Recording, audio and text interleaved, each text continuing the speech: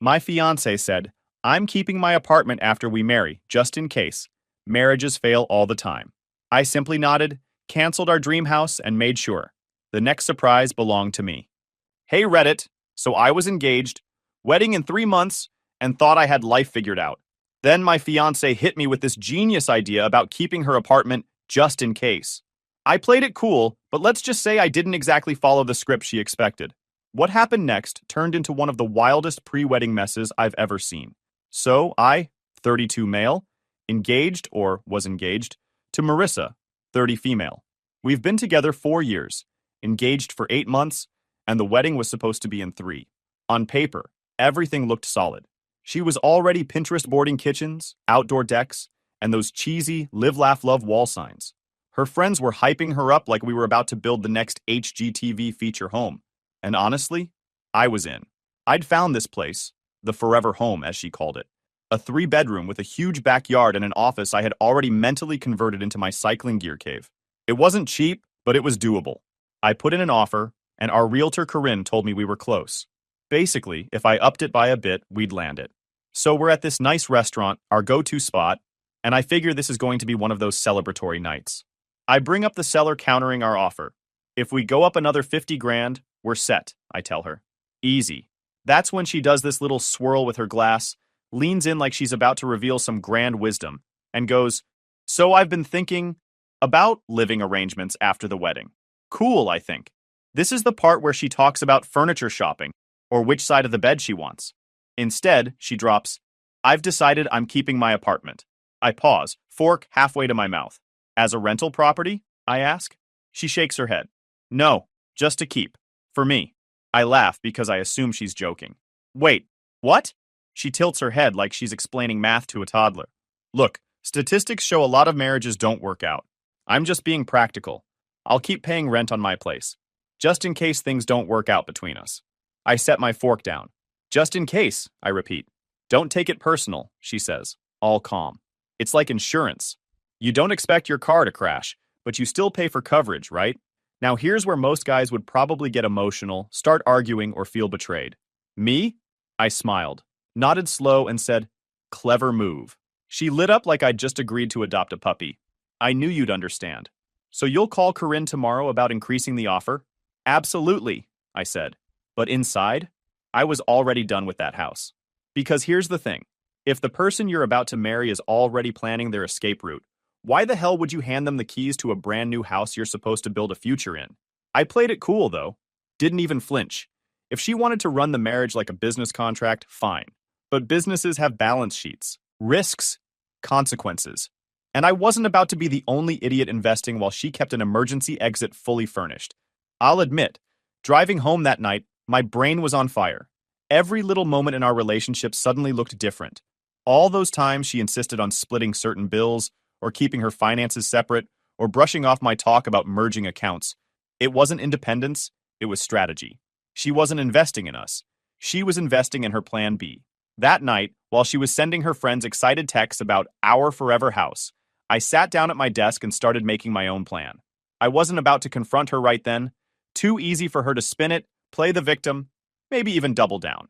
Number, I was going to mirror her. She wanted insurance? She'd get insurance. The difference is, mine was going to pay off. I thought about it like chess. She moved her pawn forward, announcing her backup plan like it was some genius revelation. My next move wasn't to knock it over. It was to slide my knight into position where she wouldn't see it coming. I already knew exactly what to do. Tomorrow, first thing, I'd call Corinne and tell her thanks but no thanks. The house was off the table. And instead of tying myself to a mortgage where I'd be paying while Marissa kept her escape hatch, I'd make a different kind of move. Not emotional, not dramatic, just practical. Smart even. The same word she used, except I actually meant it. That night, Marissa fell asleep next to me while scrolling through furniture inspo boards, all smiles and dreams of a house she thought was still in play. And me? I just lay there thinking, you want to hedge your bets? Cool. But don't be surprised when I hedge mine too. Because here's the thing about playing games like that in relationships. Once you tip your hand, you don't get to control the board anymore. And she had no clue I was about to flip the whole damn board upside down. The next morning, while Marissa was still asleep, I called Corinne, our realtor. She answered, sounding chipper, like she already expected me to say, "Yeah, we'll up the offer, let's lock this down." Instead, I hit her with, "Hey Corinne, thanks for all your work, but go ahead and pull our offer." Plans changed. Silence. Then, "Wait, what? Darren, you were literally one counter away from locking in the house?" The sellers would accept. What happened? Did the inspection? No inspection problem. Just reconsidered my options. She pressed me a couple more times, but I didn't budge. Finally, she sighed. "Well, all right then. If you change your mind, I won't." I cut her off. "Appreciate you, though." Hung up. Done. Just like that, the dream house was dead. While Marissa was dreaming of picking paint swatches, I was moving on. I called my old college buddy Travis, who manages a bunch of properties. "You still got that downtown condo available?" I asked. He replied, "The one with the office and the rooftop gym?" "Yeah, but I thought you were buying a house with Marissa." Change of plans. "Can I see it today?" 2 hours later, I'm standing in this modern downtown condo. One bedroom, one office, open floor plan, balcony with a skyline view. Clean. Simple. Not family material, but perfect for a guy who doesn't want dead weight attached to him. Travis raised an eyebrow. "You're serious?" I smirked. "Serious enough to sign today." And I did. Paperwork, deposit, the whole 9 yards. Boom! Paid for in full, no strings attached. My name only. Unlike the house Marissa wanted, this wasn't a liability. It was an asset. Something I could live in now, rent later, build equity. Meanwhile, she'd be bleeding rent money every month to keep her insurance plan. Luckily, Travis had the place vacant and turnkey, so paperwork and keys happened same day. By the time I carried the first box in, I already felt lighter. I set up my office with my dual monitors, mounted my bike rack in the spare space, stocked the fridge with actual food I liked. The building had a secure garage, a rooftop lounge, and even a gym that overlooked the city. Honestly, it felt like a bachelor upgrade, not a downgrade. The whole place screamed independence. No floral pillows, no Pinterest color palettes, no future nursery. Just my space, my rules. Later that evening, Marissa called on her lunch break. Her tone was all excited. "Hey babe, did you talk to Corinne about the counteroffer?" "I did." "And? Are we getting the house?" I leaned back in my new chair, staring at my view of the city lights. "Actually, I withdrew the offer." Silence. Then, "You what? Why?" I replied, "Well, I got inspired by what you said last night, about being practical, smart planning. So I went ahead and bought a condo instead. Perfect size for me." "You bought a condo?" Her voice went shrill. "By yourself? Where am I supposed to live after the wedding?" I shrugged, even though she couldn't see me.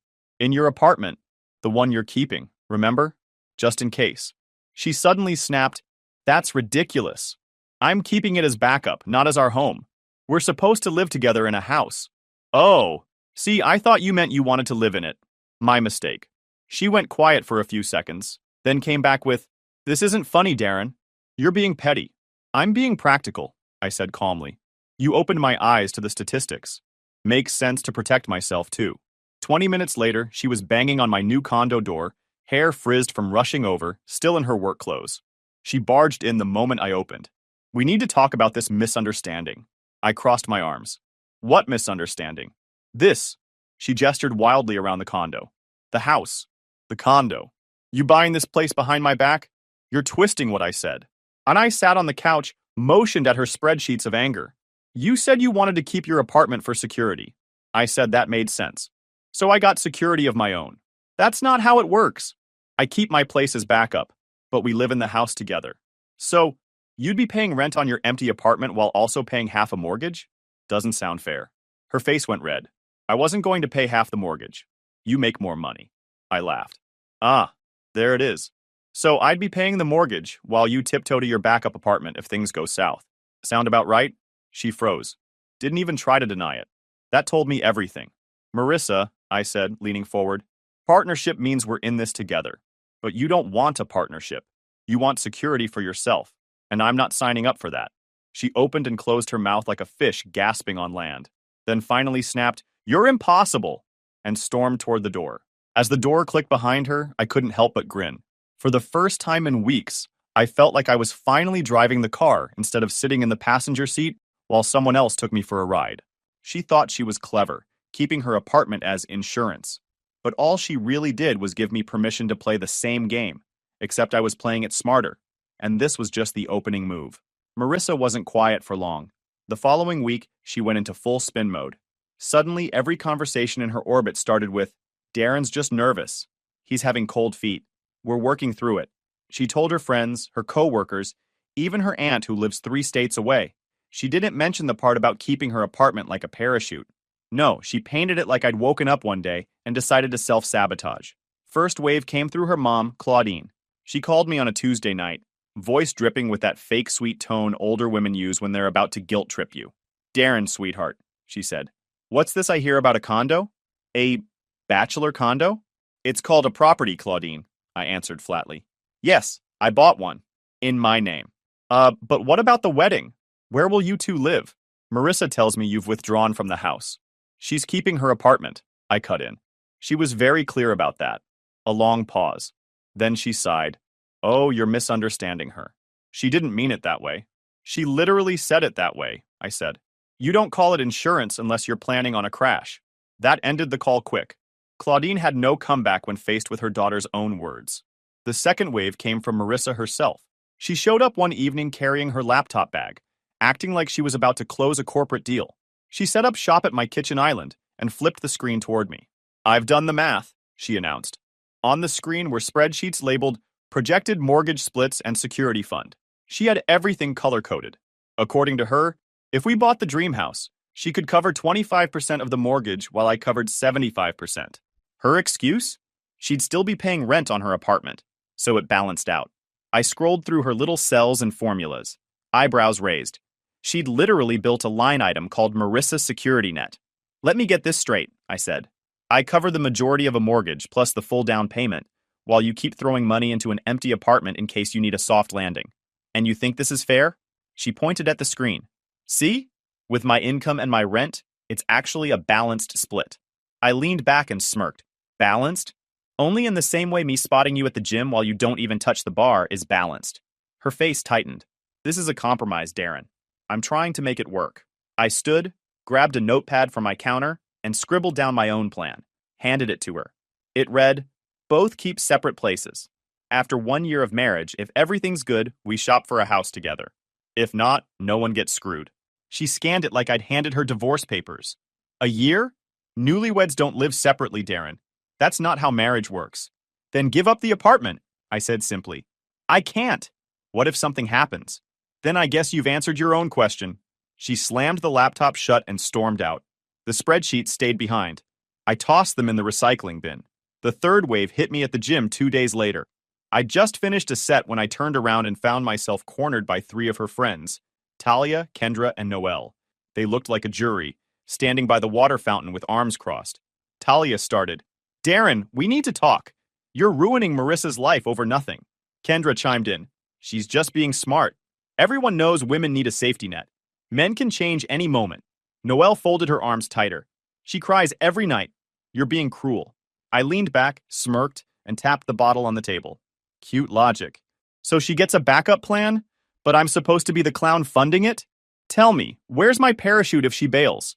Who's stacking an apartment for me, just in case?" "Oh wait, me. I bought my own place with my own money."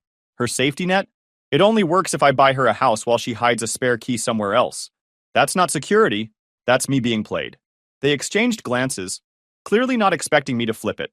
"That's different," Talia muttered. "Different how? Because I'm a guy? So let me get this right. I pay for the house, she pays rent for an apartment she doesn't even live in, and I'm the jerk for not calling that fair?" Silence. They didn't have a response. I smiled, patted Kendra on the shoulder as I walked past. "Tell Marissa I said thanks for the spreadsheets. They really brightened my recycling bin." By the time I left the gym, I could already picture the group chat they were starting about me. Didn't matter. I wasn't losing sleep. Later that week, Travis, my groomsman buddy, swung by the condo. He'd heard Marissa's version and wanted to hear mine. We sat on the balcony, city lights in the background, and I laid it out straight. The apartment, the insurance talk, the spreadsheets, the whole thing. When I finished, he whistled low. "So basically, she wanted a marriage where you carried all the risk, and she carried none." "Exactly," I said. "And she really thought you'd just nod and play along?" I grinned. "She mistook me for a doormat." Bad red. Travis laughed and shook his head. "Man, I'm glad you're on my side of the aisle." And that was the thing. Every time someone came at me with guilt trips or half-baked logic, all I had to do was hold up a mirror. Their arguments collapsed under their own weight. Marissa wanted to frame this as me panicking about commitment, when in reality, I was the only one acting committed. She'd already left a foot out the door. They called me stubborn. I called it even. And deep down, I knew this was just the beginning. The condo was barely furnished when I snapped the first picture. Nothing fancy. Couch, coffee table, the city skyline glowing through the windows. I posted it on Instagram with one line. Simple place, perfect fit for me. Didn't take long. Within 10 minutes, likes and comments started stacking up. People assumed it was a bachelor flex, which wasn't far off. But I knew exactly what it would do. It'd land right in Marissa's feed like a grenade. It didn't even take an hour before my phone lit up. Not a call this time, but pounding at my door. I opened it to find Marissa standing there, flanked by her mom, Claudine, and her sister Sabrina. All three marched in like they owned the place. Marissa's face was flushed. "What the hell is this, Darren? Perfect for me? Are you trying to humiliate me?" Claudine stepped in before I could answer. "Sweetheart," she caught herself, corrected. "Darren, be reasonable. You're engaged." She made one small request, and now you're acting like a child, buying this condo. I leaned against my counter, arms folded. Small request? She literally called it insurance for when we split. I just took her advice. Practical, right? Sabrina rolled her eyes. "You're twisting her words. She just wanted security." "Exactly," I said. "For herself. Not for us.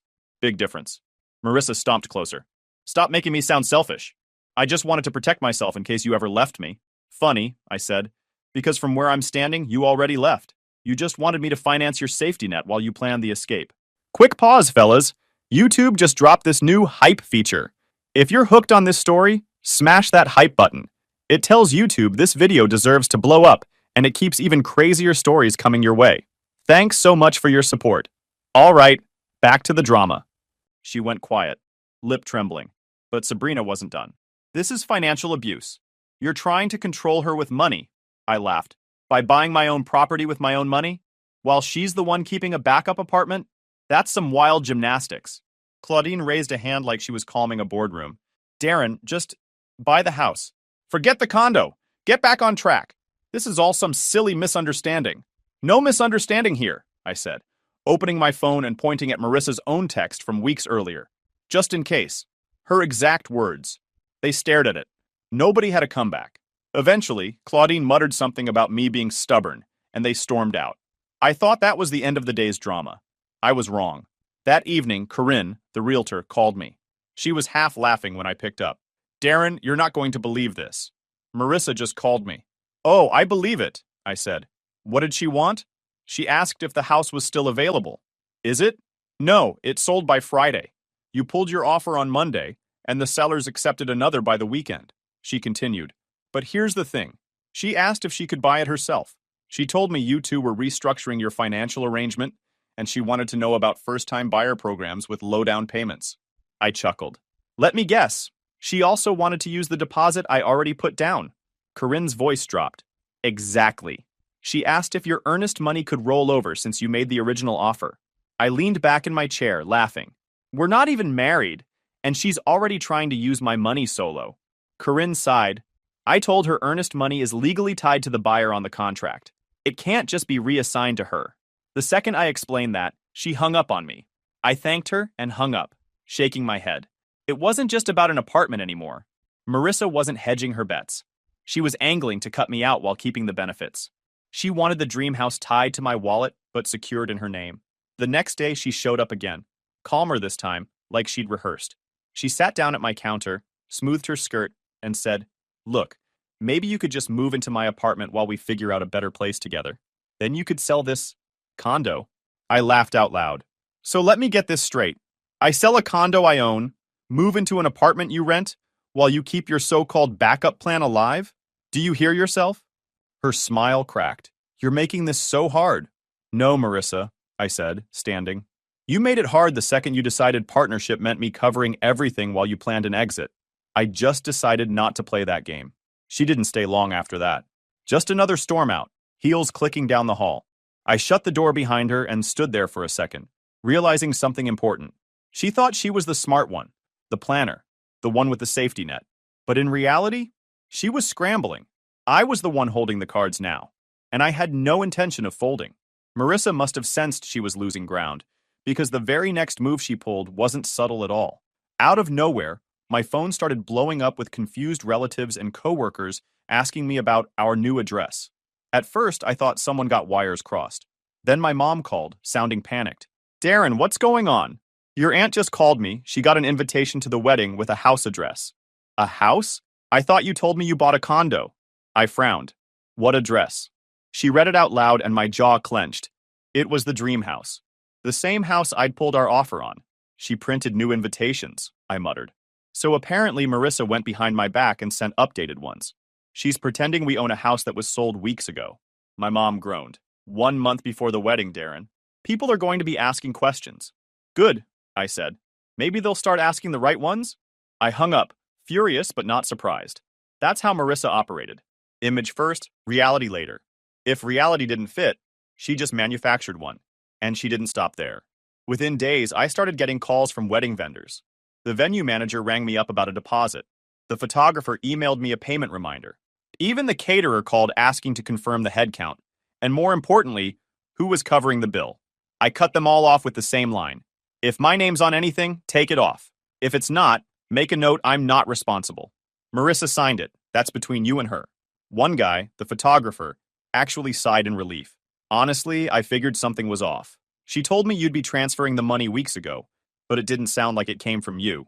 Thanks for clarifying. I laughed. No problem. Consider yourself free. It was like pulling the rug out from under her little fantasy castle. Every vendor that called, I yanked my name off the paperwork and left her holding the bag. Then came the lowest stunt. I got home one night, checked my mailbox, and found a thick envelope. Inside, loan documents, mortgage application papers. My name typed neatly at the top as the primary borrower. My stomach turned as I skimmed it. She had filled out the details. Income, employment history, almost perfectly. Almost. She'd signed where my signature was supposed to be. My phone buzzed right on cue. It was Marissa. Her voice was chipper, like she'd just solved world hunger. Guess what? I found a solution. We don't even need the dream house anymore. I applied for a smaller one. Cheaper, easier payments. You can afford it on your own. And once we're married, it'll all work out. You started a loan application in my name? I asked slowly. It's not fraud, Darren, she said quickly. We're getting married. What's yours is mine. This is just the next step. Not fraud? I held the papers in my hand. Marissa, this is literally criminal. You forged my signature. Stop twisting everything. I was trying to save us. This is how couples build their future. Don't act like you're some victim. I laughed, bitter. Victim? Number. Just the guy whose fiancée is signing his name on bank documents, like it's Monopoly money. Her tone dropped, sharp now. If you don't sign those papers for real, I'll have no choice but to tell people you're financially abusive, that you're trying to make me homeless. I stared at the papers, then at the condo around me. My condo. Bought with my money. In my name. The irony nearly made me choke. You already have an apartment, I said flatly. You're not homeless. You're just greedy. That's not the point, she snapped. It's exactly the point. You keep screaming about security, but the only security you want is mine. You won't risk a dime of your own. You want me locked into a mortgage while you keep your escape hatch warm. Darren. No, I cut her off. Enough. If you need a house in order to marry me while you still keep your apartment, then we shouldn't be getting married at all. Silence. Then a shaky laugh. You can't call my bluff like that. I smiled even though she couldn't see me. I just did. The line went dead. I threw a fraud alert on my credit right away, then shredded the crap she mailed me. That night, I sat on my balcony, city lights stretching out in front of me, and realized something important. Every move she made, every fake invitation, every forged document, it all screamed the same thing. Marissa didn't want marriage. She wanted a contract where I carried all the weight, and she kept her parachute. She thought she was playing me, but all she'd done was prove I was right to pull the plug before she had the chance to trap me. And if she thought that was the end of it, she hadn't seen anything yet. A few days after the loan stunt, the drama spilled online. Sabrina, her sister, must have gotten a little too cozy with a bottle of self-righteousness because she blasted a Facebook post aimed squarely at me. My sister deserves better than a man who won't even buy her a house. Darren is trash. She just wanted to feel safe and he turned it into a circus. It got traction fast. Her little circle of friends chimed in, hearts and sympathy comments rolling in like it was some Lifetime movie. But then the cracks started showing. One of Marissa's own friends, Talia, commented, "Girl, I told you to wait until after the wedding to tell him about keeping the apartment. You rushed it." Then Kendra, "Should have just let him buy the house first, then bring it up." Timing was off. And my personal favorite from Noelle, "This is why you don't date men who think equality goes both ways." The mask slipped right there in the comments. They weren't arguing that she didn't plan for an exit. They were mad that she told me too early. Anyone paying attention could see the whole scam unravel. I didn't have to say much. I screenshotted the thread, sent it privately to a few family members who'd been asking questions, and let Marissa's own support squad expose her. But she wasn't done swinging. The very next day, Victor, her dad, showed up at my condo. I'd never seen a man look more like he was about to scold an employee. Contractor type through and through, shoulders squared, voice booming. "Darren, this has gone far enough," he said, before I even offered him a seat. "My little girl is heartbroken. You're going to fix this. You're going to buy a house, marry my daughter, and stop this nonsense about her apartment." I leaned against the counter, arms folded, calm as ever. "No, I'm not." His face turned red instantly. "Excuse me? Victor, your daughter wants me to buy a house while she keeps a backup apartment. That's not a partnership. That's a scam." He jabbed a finger at me. "It's called being smart. You should be proud she's thinking ahead." Thinking ahead? She's planning for a divorce before we're even married. That's not smart. That's admitting she doesn't trust me or this relationship. He tried another angle. "Look, I know people. I could get you a good deal. Contractor's discount? You wouldn't even feel the hit." I laughed. "I don't need a discount house. I already bought my own property. Paid for. In my name." That stopped him cold. Behind him, Marissa had been quiet until now. She suddenly burst into tears. Or at least the performance version of them. "I just wanted security. Is that so wrong?" I looked her dead in the eye. "No. Wanting security isn't wrong. But expecting me to provide all of it while you hoard your exit plan? That's wrong." Victor stepped closer, puffing his chest like he was about to intimidate me into submission. "Now listen here." "No, you listen," I snapped. "Your daughter spent 4 years with me. I never cheated, never abused, never gave her a reason to doubt me, and yet she still wanted divorce insurance. What does that tell you?" He opened his mouth, but I didn't let him speak. "It tells me she doesn't actually want to marry me. She wants to marry my wallet. She wants the perks of a husband but the safety net of staying single. That's not marriage. That's a contract where I lose either way." For once, Victor had nothing to say. Marissa's tears stopped just as suddenly as they started. Her face hardened and she spat it out.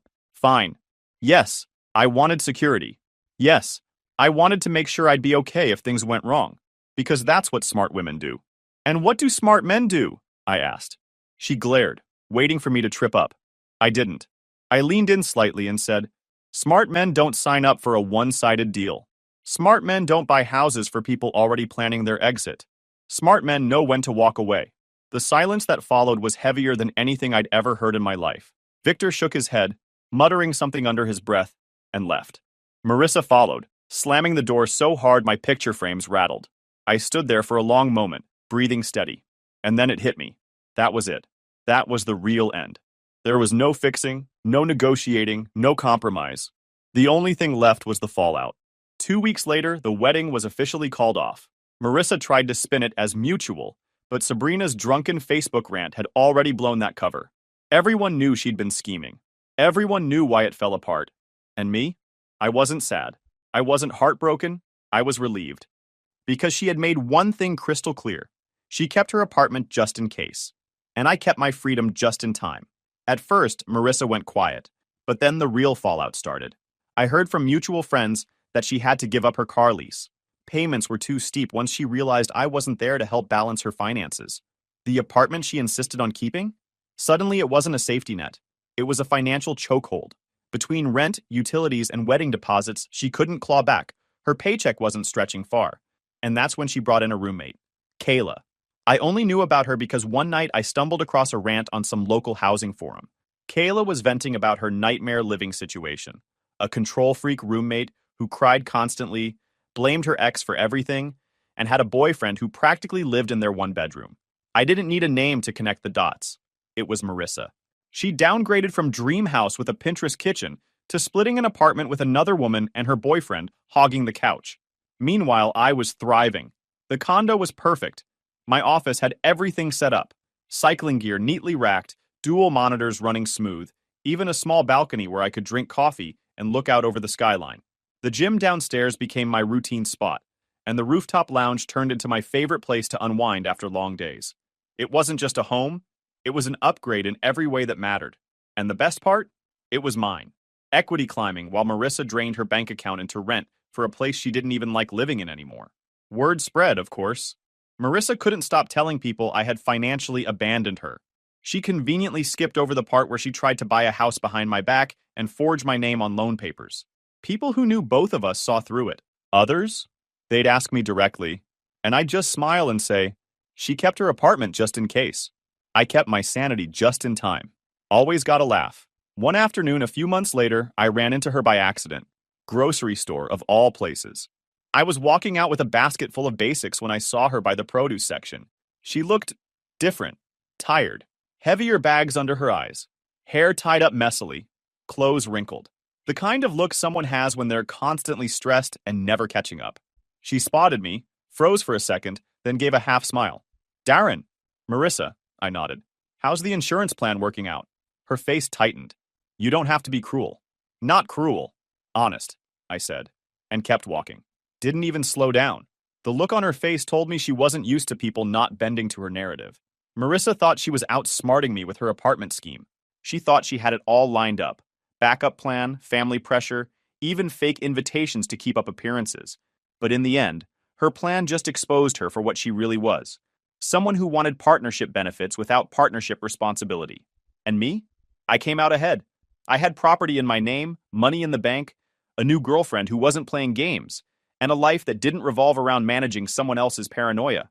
A few weeks later, Kayla, the roommate, posted another rant online. This time about how her roommate's family doesn't even visit anymore, and how the roommate was living with regrets but too proud to admit it. I almost felt bad. Almost. But then I remembered Marissa standing in my kitchen with her color-coded spreadsheets, trying to convince me it was balanced for me to pay 75% of a mortgage, while she threw rent money at her escape hatch. That memory killed any sympathy instantly, because the truth was simple. She got exactly what she wanted, her apartment. She got to keep it, live in it, cling to it like it was her lifeboat. Only problem? Lifeboats aren't meant to be permanent homes. They're cramped, uncomfortable, and never the future anyone actually wants. Me? I got exactly what I wanted too. Ownership, freedom, and peace. The condo wasn't just a place to live. It was a reminder that I didn't bend when someone tried to play me. I stood my ground, and I won. So yeah, Marissa's stuck splitting rent with a roommate and her roommate's boyfriend.